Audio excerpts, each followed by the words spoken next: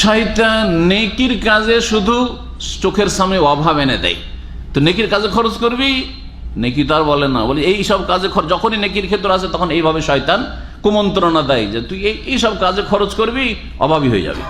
কিন্তু যখন অশ্লীলতার কাজ আসে তখন কোটি কোটি টাকা ব্যয় হয়ে যাচ্ছে, লাখ লাখ টাকা নষ্ট হয়ে যাচ্ছে, কোনো চিন্তা নেই, নির্দ্বিধায় খরচ করে যাচ্ছেন। জি, ওয়াই আমরকুমিল ফাহশা। যারা শয়তানকে সুযোগ দেয় বা যাদের লাইফটা, ও তো বুঝছে না যে আমি শয়তানকে সুযোগ দিচ্ছি, কিন্তু নিজের লাইফটা তো বুঝে আমার লাইফ স্টাইলটা কেমন। যদি দেখা যায় যে আমি নেকির কাজে খরচ করলে আমার বুকটা যেন চেপে ধরে নিচ্ছে, হ্যাঁ, টাইট জামা কাপড়ের মতো নবী করিম সাল্লাল্লাহু আলাইহি ওয়াসাল্লাম বলেছেন, হ্যাঁ। আর যখন পাপের কাজে খরচ করি তো হাজার হাজার টাকা খরচ করে দিচ্ছি। বন্ধু বান্ধব নিয়ে গিয়ে ডেইলি সকালবেলা 10-20 রিয়াল ফুটিয়ে দিল, হ্যাঁ, কোনো ব্যাপার না, 25-50 তার বেশি ফুটিয়ে দিচ্ছে, একটুও তখন কৃপণতা আসে না। যদিও এগুলি জায়েজ কাজ, কিন্তু তার চাইতে বড় গুরুত্বপূর্ণ কাজ হচ্ছে ফরজ কাজ, সুন্নত কাজ, মুস্তাহাব কাজ, আল্লাহর দ্বীনের খেদমতে আপনার এই ধন সম্পদের নিয়ামতকে ব্যয় করা। যখন ওই ক্ষেত্র আসছে 10টা টাকা একটা এতিমের জন্য, একটা বিধবার জন্য, একটা গরিবের জন্য না বের করা মুশকিল, তাহলে শয়তানকে সুযোগ দিয়েছেন। আপনার যদি লাইফটা, জিন্দগিটা এরকমই হয়, চাল চলনটা, তাহলে জানবেন যে শয়তান আপনারও বিস্তার লাভ করেছে। ওয়াল্লাহু ইয়াইদুকুম মাগফিরাতাম মিনহু ওয়া ফাদলা, অথচ আল্লাহ তোমাদের সাথে প্রতিশ্রুতি করছেন, ওয়াদা দিচ্ছেন কিসের?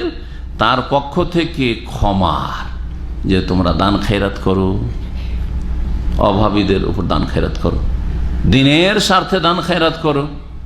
আর তার আগে যেগুলি ফরজ মুস্তাহাব ব্যয় বহন রয়েছে, স্ত্রীর, ছেলে মেয়ের, বাপ মায়ের, ভাই বোনদের, অসহায় দুর্বলদের, মুসলিম উম্মার নির্যাতিতদের, হ্যাঁ, রোহিঙ্গার ভাই বোনদের, ফিলিস্তিনি ভাই বোনদের, সিরিয়ান ভাই বোনদের, যেখানে মজলুম নির্যাতিত মুসলিম ভাই বোন রয়েছে তাদের জন্য খরচা করা। জি হ্যাঁ, এগুলো যদি করো তো আল্লাহ তোমাদের সাথে তার পক্ষ থেকে মার্জনার ওয়াদা করছেন, আল্লাহ ক্ষমা করে দেবেন।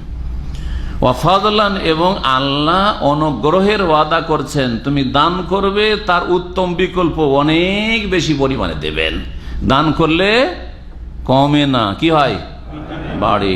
নবী করিম সাল্লাল্লাহু আলাইহি ওয়াসাল্লাম বারবার করে বলেছেন, কসম করে বলেছেন, মা নাকাসাত সাদাকাতুম মিন মাল, দান করলে কোনো মালধন কমে যায় না, দান করলে কমে যায় না। বাহ্যিক মনে করলেন যে আমার 1000 রিয়াল বেতন, 100 টাকা মাসে আমি দিয়ে দিচ্ছি একটা এতিমের জন্য, হয়তো 900 টাকা বাঁচলো। এটা তো বাহ্যিক, এ তো শয়তান আপনাকে বাধা সৃষ্টি করছে যখন এই হিসাব কষতে শুরু করছেন।